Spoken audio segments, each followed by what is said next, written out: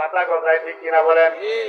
আমার আল্লাহর নবী ফরমান, ও বিশ্ববাসী, পৃথিবীর মানুষ, আমার আল্লাহ তোমাদেরকে এটাই বুঝাইতে চেয়েছে, মুসলমান যদি হইতে চাও তোমরা আমার নবীর আদর্শ তালাশ করো। আমার নবীজি বলেছেন একজন খাঁটি মুসলমান হওয়ার জন্য ৭৭টি ঈমানের পরিচয়। এই ৭৭টি পরিচয় যদি একটা পরিচয় জীবনে ক্যান্সেল হয়ে যায়, তুমি আর আমি পরিপূর্ণ মুসলিম হতে পারবো না। বলেন আল্লাহু আকবার। এই জন্য জীবনের প্রত্যেকটা ক্ষেত্রে নবীজির সুন্নতের আমল করা দরকার, আছে না নাই? জোরে বলেন, আছে না নাই? সুন্নত আছে যেখানে, দেখো এই নামটা করবেন, মোশাররফ সাহেব যেখানে, আমরা আছি সেখানে, খুদা সাহেব যেখানে, আমরা আছি। এখন মোশাররফ সাহেব কবরে, আমরা কবরে গেছি নি? নুরুদা সাহেব কবরে, আমরা কবরে গেছি নি? এই সময় মিথ্যা কথা বইলা লাভ নাই, ঠিক কিনা বলেন? যেই কথা বললেন মিথ্যা হয়, প্রতারণা হয়, গীবত হয়, গুনাহ হয়, অপরাধ হয়, এই কথা বলার কোনো মানে নাই। আমার নেতা যেখানে, আমরা আছি সেখানে। এখন তারেক জিয়া লন্ডনে, বিএনপির লোক বাংলাদেশে, ঠিক কিনা বলেন? শেখ হাসিনা ভারতে, আওয়ামী লীগের লোক বাংলাদেশে, ঠিক কিনা বলেন? তাহলে নেতা যেখানে, কর্মী সেখানে নাই। আমার নবী যেখানে, আমরা সেখানে। সুবহানাল্লাহ বলেন। সুন্নত আছে যেখানে, আছি সেখানে। নবী আছে যেখানে, আল্লাহ আছে সেখানে। সুন্নত আছে যেখানে, ফরজ আছে সেখানে। সুবহানাল্লাহ বলেন। আমার সাথে বলেন, সুন্নত আছে যেখানে, নবী আছে সেখানে। বলেন সুবহানাল্লাহ। নবী আছে যেখানে, আমার আল্লাহ আছে সেখানে। বলবেন না সুবহানাল্লাহ? আমি আলোচনায় ঢোকার আগে একটা এক্সাম্পল আপনাদেরকে সেট করতে চাই, আপনাদেরকে সহজে বোঝার জন্য। আমাদের দেশের মানুষ এমনি নামাজ পড়ে না, যারাই নামাজ টুকটাক নামাজি আছে না? বলেন, আছে না নাই? টুকটাক কিছু নামাজি আছে, সপ্তাহে একদিন নামাজ পড়তে যায়, জুমার দিন ইমাম সাহেবের বয়ান শুনে না। কথা মনোযোগ দিচ্ছেন? Attention please. ইমাম সাহেবের জুমার দিন বয়ান শোনে না, খুতবাও শোনে না, একামত শুনে না। খেয়াল দিয়া যখন ইমাম সাহেব নামাজ নিয়ত বাঁধে, আল্লাহু আকবার, তাকবীর উলা, নিয়ত বাঁধছে, পিছন দিয়া করকর করকর ডিমাওয়ালা মুরগির মতো, আছে না নাই? আছে না নাই? আপনি কথা শোনাই, এটা আমাদের ঢাকা চট্টগ্রামের কথা বলছি। হেদায়েত করুন সকলে, বলেন আমিন। আমি এই জন্য আমার আলোচনায় বলে থাকি, বাংলাদেশের সব সমাজে আছে কিছু জালেম, ঠিক না? আছে নাই? জোরে বলতে হবে, আছে না নাই? বাংলাদেশের সব সমাজে আছে কিছু জালেম, গান বাজনায় লিপ্ত, তারা মানে না কোনো আলেম। আমি আঙ্গুল ইশারা দিলে আপনারা ঠিক করবেন, বুঝুন যে আমার ওয়াজ বুঝতেছে, নাইলে বুঝুন যে এটা কবরস্থানে কইতেছি সব বড় মানুষ, আমি জিয়ারত করতে। রাগ করছে? আমরা, আমি, আপনারাও আমার বেশি, আমি আপনাদেরও বেশি, কথা বেশি বলবো না, কি বলেন? ঠিক কিনা? অল্প বোঝায় অনেক দোষ, অল্প কথা বলবো, আমল বেশি করবো, ঠিক কিনা বলে? বাংলাদেশের সব সমাজে আছে কিছু জালেম, গান বাজনায় লিপ্ত, তারা মানে না কোনো আলেম। কোরআন হাদিসের কথা শুনলে মুক্তি করে কালো, আলেম ওলামা দেখলে তাদের লাগে না যে ভালো, ঠিক কিনা? সুদ ঘুষে খেয়ে তাদের অন্তর হলো শক্ত, ওরা বলে আমরা সবাই গান বাজনার ভক্ত, ঠিক না? কিছু যুবক যুবতী আর ছোট কিছু কিশোর কোরআন হাদিস ছেড়ে এখন মিলায় গানের আসর। বাংলাদেশটা বইরা গেছে হারামি আর সুদে, এই সুযোগে কিছু লোকে পানি মিশায় দুধে, ঠিক কিনা? এটা বেশি ঠিক কেন? একেবারে 100%। আল্লাহ হেদায়েত করে সকলে বলেন আমিন। মুসলমান, আজ থেকে 1.5 বছর আগে আমাদের বাংলাদেশের মোল্লারা সুদের বিরুদ্ধে ওয়াজ করতে, বড় বড় লম্বা গলায়, ঠিক কিনা বলেন? এখন আর সুদের বিরুদ্ধে ওয়াজ করে না, সুদের বিরুদ্ধে কোনো কথা নাই। সুদ খাওয়ান জায়েজ আছে, ইসলামী ব্যাংকের মধ্যে টাকা রাখলে যদি সুদ হয়, সেখানে নাকি টাকা অ্যাকাউন্ট করা ফরজ। জোরে কর নাউজুবিল্লাহ।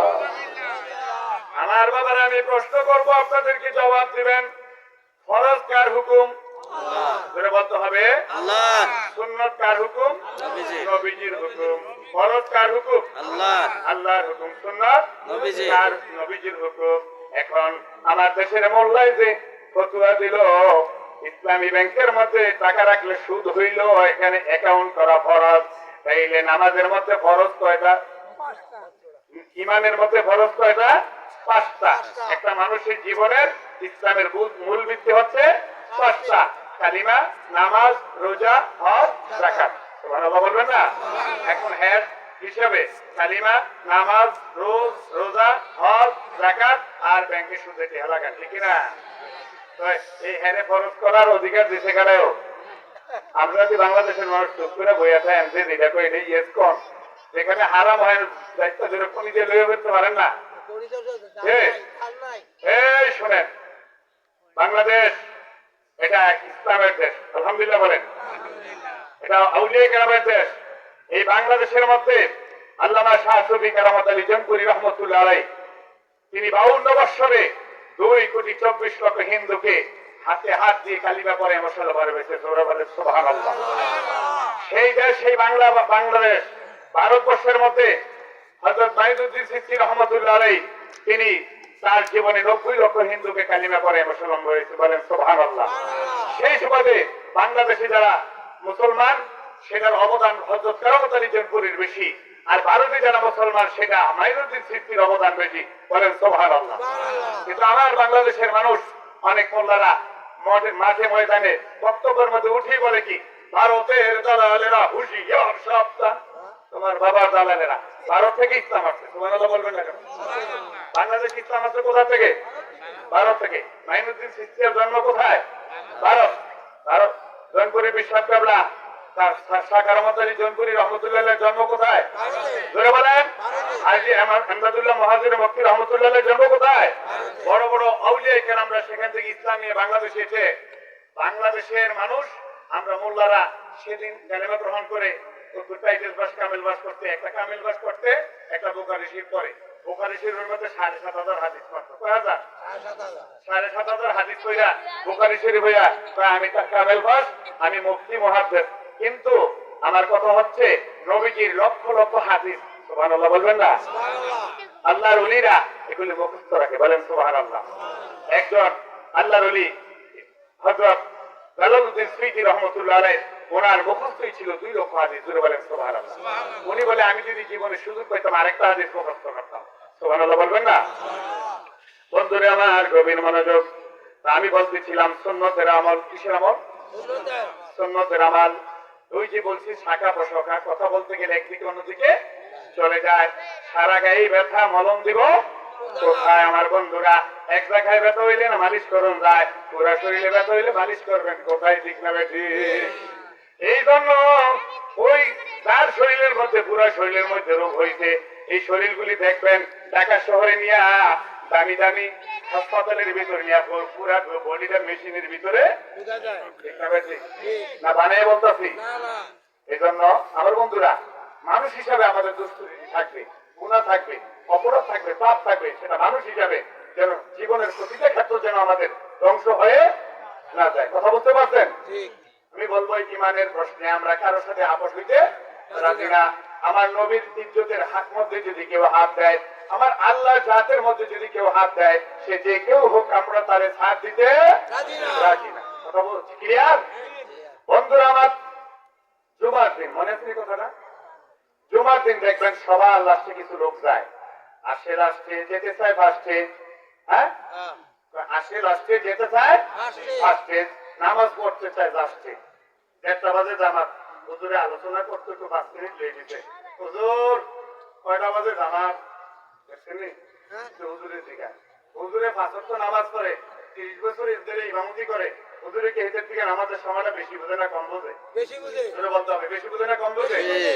মসজিদের মধ্যে, মাহফিলের মধ্যে, মাদ্রাসার মধ্যে আপনি যতক্ষণ বসে থাকবেন, সুবহানাল্লাহ বলেন আর না বলেন, আলহামদুলিল্লাহ বলেন আর না বলেন, ইবাদত করেন আর না করেন, শুধু বৈশা থাকলেও আপনার প্রত্যেকটা শ্বাসে এবং প্রশ্বাসে আপনার আমল নামায় অসংখ্য নেকি আল্লাহ লিখে দেয়।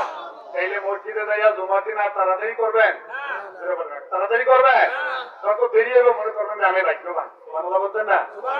আমরা আগে থেকে দেখছি জয়পুরে বিশ্ববুদ্ধ রকম এই যে পালকি নিয়া চকের মাঝখানে যাইতো, তাই না? এখন নয় 10-15 বছরের মধ্যে রাস্তাঘাট হইয়া এখানে আমরা আধুনিক যুগের মধ্যে আইসা পড়ছি। এর আগে দিয়া যখন চকের মাঝখান দিয়া হুজুরের পালকি নিয়ে গেছে, অনেক সাধারণ মহিলারা ঘুমটা দিয়া সেরা মারার